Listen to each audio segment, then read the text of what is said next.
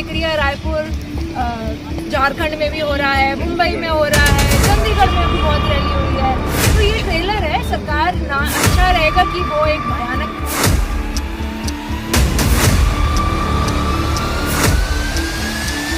निर्दोष है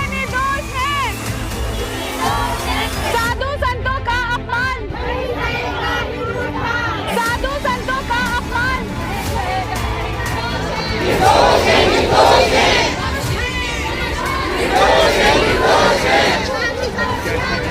नहीं सहेगा हिंदुस्तान, नहीं सहेगा हिंदुस्तान।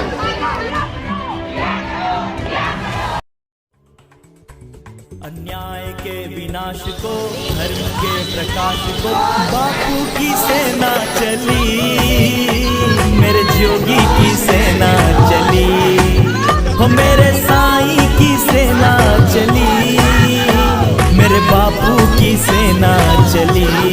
हर हर महादेव, हर हर महादेव, हर हर महादेव, हर हर महादेव। संत कुप्रचार में अज्ञान अंधकार में, संत कुप्रचार में अज्ञान अंधकार में एक नई ज्योति जली, मेरे बापू की सेना चली, हो एक नई ज्योति जली, मेरे बापू की सेना चली।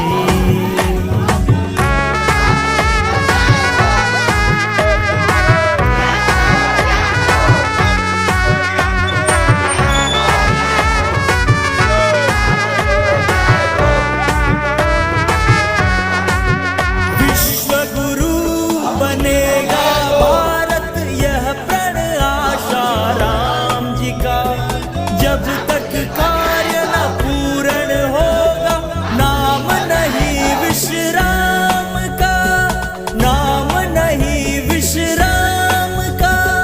उसे मिटा सके कौन है जो हित कर जो समाज का।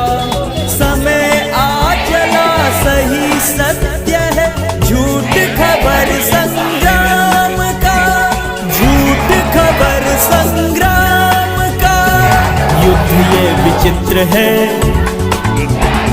सत्य ही तो शस्त्र है।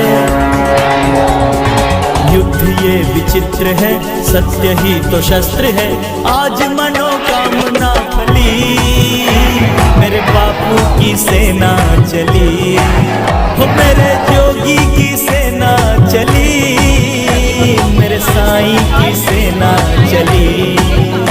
कि बापूजी की अब ऐसी अवस्था आ गई है जहाँ पर उनको 2 हार्ट अटैक आ गए और सरकार उनको बेल नहीं दे रही है, कोई पेरोल नहीं मिल रहा है। तो इतना अन्याय अब हम सहन नहीं कर सकते। हमें 11 साल 5 महीने हो गए हैं, अब चीज़ें बर्दाश्त के हमारी बाहर हो चुकी हैं। ठीक है, ये सरकार कहती है कि सबका साथ, सबका विश्वास, पर जो सबसे ज़्यादा अविश्वास करा इस सरकार ने वो बापूजी के भक्तों के साथ करा है। 11 साल 5 महीने कोई कम समय नहीं होता है। हमारे बापूजी बहुत स्वस्थ हैं और आज उनकी ऐसी दशा कर दी है कि वो बार बार एम्स के चक्कर लगा रहे हैं, जबकि वो कह रहे हैं कि उन्हें आयुर्वेदिक उपाय चाहिए।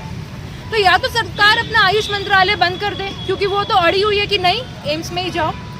और जोधपुर जैसी जगह में जहाँ पर इतनी ठंड है, ये स्वाभाविक है कि वहाँ पर हार्ट की तकलीफ बापूजी को ज़्यादा है और केयर भी नहीं है। तो ह्यूमन राइट्स हर इंसान के होते हैं। हम अगर आरोपों को भी छोड़ दें तो ह्यूमन राइट्स की खातिर तो उनको बेल मिलनी चाहिए। हम तो अभी इस चीज़ पर भी नहीं आ रहे हैं कि ये षड्यंत्र हो रहा है, जो कि है ये षड्यंत्र। पर हमारी पहली मांग है कि आप उनका उपचार उनकी मर्जी से करने दो, उनको बेल दो। अभी तक हम इस चीज़ पर नहीं आए, फिर अब समय बहुत ज़्यादा हो गया है और अब हमें उनकी रिहाई चाहिए। ये षड्यंत्र अगर किसी के समझ में नहीं आ रहा है तो ना आए, हम तो अपनी मांग रखते रहेंगे और हमें अब उनकी रिहाई चाहिए, क्योंकि अब बात उनके स्वास्थ्य पर आ गई है, उनकी तबीयत पर आ चुकी है और अब हमारा जो जितना भी सब्र था वो सब टूट चुका है। ये साधक आज यूँ ही नहीं आए हैं, अपना घर बार अपनी नौकरी छोड़कर आए हैं, तो ये बहुत बड़ी बात है। ये बहुत छोटे साधक है, बहुत कम समय में हमने इनको बुला लिया है। तो सरकार ये जो ट्रेलर देख रही है, जगह जगह देख रही है, रायपुर झारखंड में भी हो रहा है, मुंबई में हो रहा है, चंडीगढ़ में भी बहुत रैली हुई है, तो ये ट्रेलर है, सरकार ना अच्छा रहेगा कि वो एक भयानक पिक्चर ना देखे।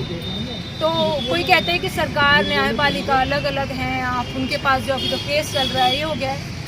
हमें सुप्रीम कोर्ट से ये मांग है कि वो निष्पक्ष जांच शुरू करे, दोबारा केस रीओपन हो, इस षड्यंत्र का पता लगे। बापूजी की आज ऐसी हालत हो गई है, कितने सारे लोगों को बेल मिली है, बापूजी को बेल क्यों नहीं मिल रही है? हमने कितने सबूत रखे हैं कि पॉक्सो एक्ट जो लगा है 18 साल से ऊपर थी लड़की, 5 हम लोगों ने सबूत रखे, लेकिन नहीं देखा गया। क्यों नहीं देखा गया? बाकियों में तो देखा जाता है। कोई चारा घोटाला करता है, घोटाला करने का क्या मतलब होता है? किसी के पैसे मारता है, कोई जिसके पैसे मरे हैं वो आत्महत्या करता है, गरीब की बददुआएं लगती है। बापूजी ने तो इतने लोगों का घर बनाया है, बापूजी ने संस्कृति की रक्षा करी है, मातृ पितृ पूजन जैसा त्यौहार 14 फरवरी के लिए दिया है। अगर आपकी मांग पूरी नहीं हुई तो आगे क्या रणनीति रहेगी आपकी? आगे यही रणनीति है कि ये ट्रेलर है और बहुत भयानक पिक्चर को देखने वाले हैं आप, तो वो तैयार रहें। हम अपनी मांग उठाते रहेंगे, जैसा हमारे गुरुदेव बोलेंगे वैसा ही करेंगे हम लोग। अब चुनाव आना है, उसमें चुनाव में भी फर्क पड़ेगा? हमारे चुनाव से कोई मतलब नहीं है, चुनाव तो पिछले 2 बार भी आके जा चुके हैं। अब बापूजी की जो तबीयत है, बापूजी का स्वास्थ्य है, वो बहुत गंभीर हो चुका है, बहुत गंभीर है, इसलिए हम ये मांग कर रहे हैं। हमारा कोई राजनीति से कोई मतलब नहीं है। हमारे बापू आ रहे हैं।